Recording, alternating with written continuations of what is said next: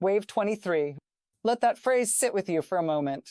Not Wave 2, not Wave 5, Wave 23. In 7 days of war, Iran's Islamic Revolutionary Guard Corps has formally announced, numbered, and executed 23 separate waves of missile and drone strikes against Israel and American military targets across the Middle East. 23 coordinated, deliberately structured, named operations, each one triggering air raid sirens, each one sending millions of people into shelters, each one requiring the most expensive air defense systems on Earth to fire hundreds of millions of dollars worth of interceptors into the sky to try to stop it. As of this moment, the cost of the first 100 hours of Operation Epic Fury, the American name for the joint U.S.-Israeli campaign against Iran, has been calculated by the Center for Strategic and International Studies at $3.7 billion. Most of that cost, $3.5 billion, has not been budgeted for. It is unplanned, unappropriated, unscheduled spending being drawn from emergency reserves and discretionary accounts, while Iran's IRGC announces Wave 23 and the sirens go off again over Tel Aviv and Jerusalem. Tonight, we are going to walk through what these waves actually look like, what they are doing to Israel, what they reveal about the extraordinary and deeply alarming staying power of Iran's military machine, and what it means that a country the United States declared it was going to defeat in a matter of days is still, on day 7, announcing Wave 23. Let me start by explaining something that I think the phrase new wave of attacks tends to obscure, because it sounds almost casual. A wave, another wave, one more wave, when in fact what Iran is doing with these numbered waves is sophisticated, deliberate, and strategically purposeful in ways that deserve careful explanation. Iran's IRGC does not fire missiles randomly. The numbered wave structure is not bureaucratic bookkeeping. Each wave is a distinct operational package, a coordinated combination of specific missile types, drone variants, launch locations, target categories, and timing, designed to stress a specific element of the defensive architecture in a specific way. Wave 1 might be a mass salvo of ballistic missiles from Iranian territory aimed at major Israeli cities, designed to force the Arrow and THAAD systems into continuous engagement and burn through high-value interceptors. Wave 6 might be Shahed, 136 drones from Iraqi militia launch sites, flying at low altitude to avoid radar, timed to hit when the defenders are still processing the aftermath of Wave 5. Wave 14 might be a smaller, precisely targeted ballistic missile package aimed at a specific military installation, using the trajectory data and defensive response patterns observed in previous waves to identify and exploit gaps in the coverage. By Wave 23, the IRGC has run 23 real-world experiments against the most sophisticated air defense network in the Middle East. 23 data collections. 23 opportunities to observe which missiles get through and which do not, which attack vectors produce intercept failures, which target categories produce the highest defensive expenditure. Iran's analysts are watching every wave. They are learning. And each subsequent wave incorporates what they learned from the previous one. This is not the pattern of a military that is simply retaliating. This is the pattern of a military executing a learning campaign, a live-fire operational research program run at the expense of Israeli cities and American interceptor stockpiles. And on day 7, they are still running it. Let me walk you through what these 23 waves have actually looked like from the perspective of the people living through them, because the strategic abstraction tends to separate us from the human reality that 7 days of continuous missile alerts represents.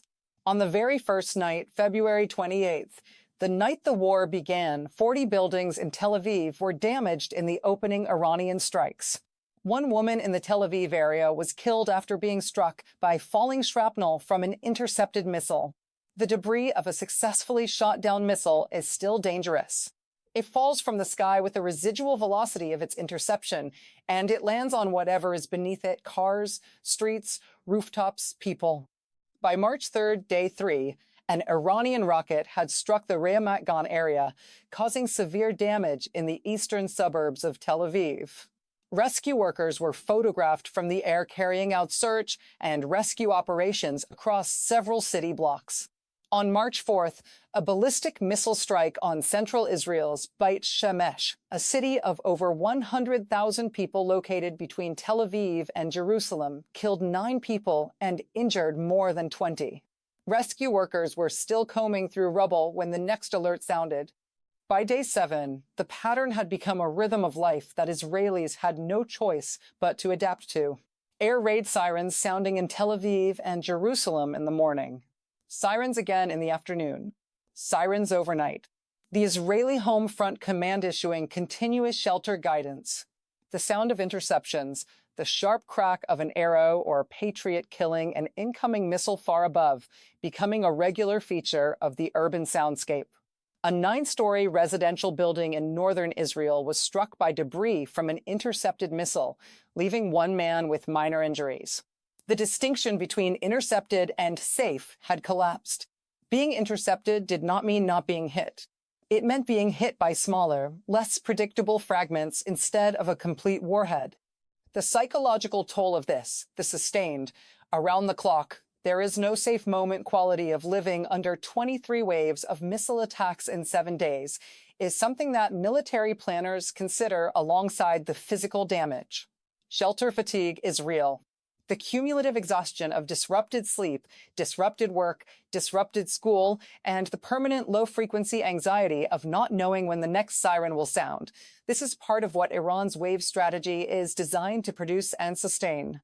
One of the most remarkable and least discussed dimensions of Iran's continued missile campaign is what it reveals about the command structure of the IRGC and the profound, almost shocking fracture that has emerged within the Iranian government in the 7 days since Ayatollah Khamenei was killed. On approximately day 6 of the conflict, Iranian President Masoud Pezeshkian made a public statement that, if you read it carefully, is one of the most extraordinary things an Iranian head of government has ever said publicly. Pezeshkian apologized to neighboring countries for the missile and drone attacks against them. He stated that Iran's Leadership Council had been in contact with the armed forces and issued what appeared to be a direct order. From now on, they should not attack neighboring countries or fire missiles at them unless we are attacked by those countries. He explicitly called for a diplomatic solution. Now hear what happened next. The IRGC kept firing. The missiles kept flying. The waves kept coming. The gap between what Iran's elected president said on camera and what the IRGC did in the hours after that statement tells us something extraordinary about the real command architecture of the Islamic Republic in the post-Khamenei moment. The IRGC did not answer to Pezeshkian. It answered to Khamenei. Khamenei is dead. And in the absence of a supreme leader to whom the IRGC owes its institutional loyalty, the IRGC, which controls the hundreds of ballistic missiles targeting Israel and other countries, appears to be picking its own targets and executing its own strategy, independent of the civilian government's directives.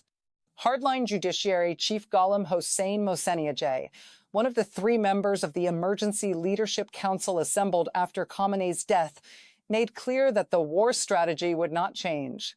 The IRGC is fighting its war. Pezeshkian is appealing for diplomacy. And the missiles keep flying wave 23, wave 24, wave 25, because the institution that controls them has not received an order it is prepared to follow that says stop. This is not a minor political nuance. This is a command and control revelation of the First Order. The United States and Israel killed Iran's supreme leader believing, or hoping, that decapitation of the leadership would produce capitulation, or at least a significant reduction in Iran's military activity. What has actually happened is that the military arm of the Iranian state has continued its campaign with operational continuity, while the political arm is signaling a desire for de-escalation that the military arm is not responding to. The IRGC is, at this moment, effectively a military force without a political master, executing the mission it was given before its master died. Here is something else that I think the framing of missile attacks against Israel tends to obscure, and it requires stepping back from the Israeli-centric perspective to understand the full geographic scope of what Iran is doing. Iran is not only attacking Israel. Iran is attacking 14 countries simultaneously. Let me say that again. 14 countries are experiencing the direct consequences of Iranian missiles and drones as part of this conflict. Azerbaijan, Iran denied it, but Azerbaijan's president accused Iran of a drone strike. Saudi Arabia intercepted drones headed toward its vast Sheba oil field and shot down a ballistic missile targeting Prince Sultan Air Base. Dubai heard explosions as the UAE activated air defenses near Al Dhafra Air Base. Qatar was hit by the largest Iranian barrage it has ever experienced. Kuwait intercepted missiles and drones, and its defense ministry confirmed U.S. warplanes had crashed in the country. Bahrain's international airport was hit by a drone, and an Iranian missile struck a state oil refinery. Jordan intercepted 49 drones and ballistic missiles. Erbil Airport in Iraqi Kurdistan was struck by drone. The U.S. Embassy complex in Baghdad's heavily fortified green zone received its first missile hit since the conflict began. A British military base on Cyprus, Akrotiri and Dhekelia, was struck by a drone. And in the waters of the Persian Gulf and the Strait of Hormuz, through which 20% of the world's oil flows, Iran struck a U.S. oil tanker, setting it on fire. Ships were attacked in the Gulf of Oman. The strait closed. Oil prices soared. A French evacuation flight attempting to rescue citizens stranded in the UAE was forced to turn back mid-flight because of missile fire in the region. Germany withdrew its troops from Bahrain and began preparations to evacuate from Kuwait. Planet Labs, one of the world's primary providers of commercial satellite imagery, announced a mandatory 96-hour delay on all new images collected over the Gulf states to prevent adversaries from using the images to target allied personnel. This is not a bilateral Iran-Israel conflict. This is a regional war that is restructuring the security architecture, the economic flows, and the diplomatic relationships of an entire hemisphere, and it is being sustained, wave after wave after wave, by an IRGC that has decided it is fighting regardless of what its own government's president says about diplomacy. Here is what I want to leave you with tonight. Not a comfortable conclusion, not a reassuring one, just the truth of where this stands.